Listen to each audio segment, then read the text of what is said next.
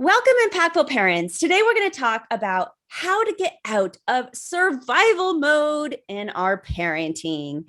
Hello, everyone. My name is Christina Campos. I'm founder of The Impactful Parent, and I help parents of school-age children turn their chaos into connection with their adolescent.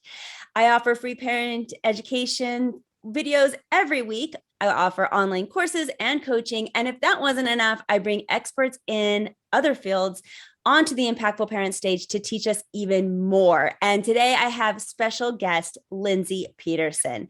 Lindsey teaches women how to have more energy and less overwhelm when it comes to daily living so that they can give to their family and still feel strong for themselves. Thank you for being here, Lindsey.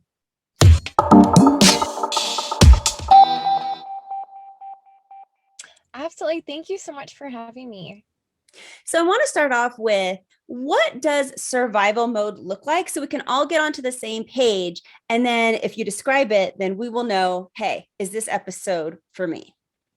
Absolutely. So how do we know that we're in survival mode? Well, we're that mom that we don't want to be. We're crabby, we're overwhelmed, we're tired, we're exhausted. Um, we're finding ourselves snapping at the littlest of things. Our child said something and all of a sudden they're like, "Mom, stop yelling, stop raising your voice," or "Mom, just calm down," right? We hear those things from our kids. When we're hearing that, we're in our survival mode. But we as mamas, we don't want to be there. It's not fun. We're not happy there. We're not proud there.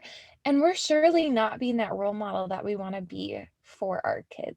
Absolutely. No, we don't want to be in survival mode. We want to be good. We want to feel good. And when we feel good, we're better parents.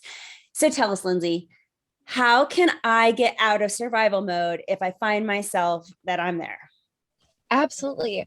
Well, the biggest is really just starting to build that awareness of when we are in our survival mode. So, what we have to look for is we have to look for a fight response, a flight response, or a freeze response. But what happens how do we know that we're there? How do we know those responses are happening? So, the fight looks like we're yelling, we're screaming, we're raising that voice. Those are those things we don't want to be doing, right? Like we don't want to be in that fight mode. Or we're flighting. Fine, I've had it. I'm done. Like no more of this. Or we're doing freeze. Mom, are you there? And we're stuck there speechless. Or we're like, I don't know what to do. I don't know what to say. I don't know how to act, how to support my children. I don't know how to do any of that when I'm there. And so that's what we need to look for. We need to look for either that fight, that flight, or that freeze. And when we do that, what we need to recognize is simply, I'm in my survival mode. That's it. Then how do we get out? Well, the survival mode is asking that question, am I safe? And we need to answer yes to that question.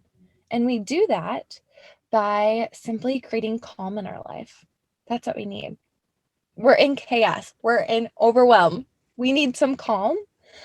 So that's what we need to focus on. Because if we can create calm, we answer yes to that question, am I safe? And we get out of our survival mode. I feel like that our kids go through similar phases from time to time too. So I love that this topic, it's not only important for moms, but it's important that not only we recognize it in ourselves, but also once we do that and learn how to do that, I think we can recognize it in our kids and then we can start to help them too. So that brings me to my next question. And can you teach me a calming strategy, since you say that calming is really step one? Absolutely. Yep. And mamas, what I want you to know is we got to find the calming strategy that's going to work for you. Because if we're trying to do a calming strategy and you're not liking it, you're going to go, ugh, like that response is going to come up, which really is actually going to cause you to go deeper into that survival mode. It's not going to help you get out. The focus and the purpose is to get you out, not to keep you in. So we got to find what calming strategy is going to work for you. So what I want you to know is I'm going to teach you guys a calming strategy. And if you don't like it, don't use it. Don't feel any pressure to use it. Um, And there's lots of resources on my website where I teach even more calming strategies and more supports like that. So if there isn't one that you find, don't worry about it. Go on my website or simply do a Google search and find one that works for you, because really you need calm to get out. And I don't want it to be the calm that I teach you and you're like, ugh. That's going to send you deeper. So let's get you out. Let's find what's going to work to get you out. And that goes for your kids too. I have a free PDF that I give my audience, and it's coping skills, right? It's 20, and it's actually more than 20. I just had to put a number on it. I was like 20 or so in here. And, 20 skills, 20 coping skills to teach your child. So it's the same for them. And the reason why I put 20 is plus, because you got to figure out what works for you. And it is so surprising what works and what doesn't work for your child. And the ones that don't keep trying it. And as moms, what's the funny thing is we think, oh, this works for me, it should work for my child. It might not. What works for yourself as well as for your children. And the other ones, throw them out. Don't use them. Like, no, because that sends you deeper into your survival. And the purpose is to get out. So we want it to be what works. So go ahead and give us a strategy, and then we'll talk a little bit more. Absolutely. So one of my favorite strategies to use is actually just stomach breathing. We've been taught to use breathing as a way to calm down. But a lot of times, I'm going to be honest, we're not taught what breathing is really going to work for us, or what type of breathing actually produces calm. So there is a difference. There's a difference between lung breathing and stomach breathing. And as you guys engage with me in this, you're going to start to learn the difference. There is a complete difference, and I'll give you some teaching after we do it as well of what that difference is. So what I want you to do is I want you to place one hand on your chest and one on your stomach. Okay. What you're going to do is you're just going to notice where your breath is right now. So close your eyes and just notice, where is your breath? Is it in your lungs or is it in your stomach? And mamas, what I want you to know is a lot of times our breath is in our lungs because we got things going on. We're busy. We're feeling overwhelmed. Or sometimes when I have interviews like this, I feel nervous. So my breath is actually in my lungs. What I want you guys all to do is we're going to all shift our breath from our lungs to our stomach. So what you do is you're just intentionally telling your breath to shift to your stomach. And once it's in your stomach, that's great. That's what we want to do. And we take 3 deep breaths once it's there. So we're going to shift that breath from our lungs to our stomach. What I want you to know is it might take you some more time than others. That's okay. Take as much time as you need to shift it. What I even noticed is I was taking 3 and one was a pretty not so great breath. So I took another one. You take 3 really solid breaths, because that time, those breaths, that's what we need. I would love to ask, how did you feel, Christina, for you? What was that breath like? Yeah, I was very similar in what you were saying.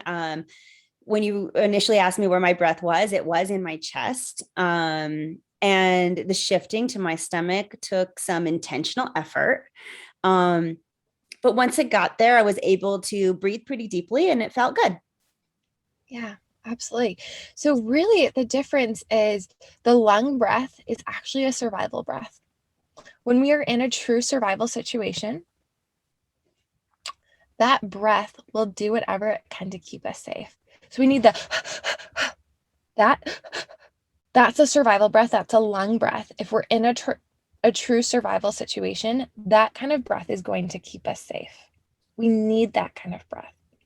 But if we're not in a survival situation, a life or death situation, that breath is going to just keep us in survival mode. We don't want that one. So if we shift it to that stomach, as you said, Christina, it was just kind of more relaxing. There was more calm. Absolutely. The stomach breath is where we actually experience that calm. So when we breathe there, it calms our nervous system down and we get out of survival mode. And what happens if we just tried that and it didn't work? Now what? Now what do we do? Absolutely. So like what we talked about earlier, we throw it away. We don't use it. Okay. There's women out there that honestly puffing their tummy out. They don't like it. They feel insecure. I get that. If that happens for you, if you're having that moment, throw that out. Do not use it. we want it to be a place, we want that relaxation to come. If any of that guilt or any of that happens, we throw it out, we don't use it. But there's lots and lots of calming strategies out there. You got a list of those 20 calming strategies. Hey, it's for kids. It can also be for adults.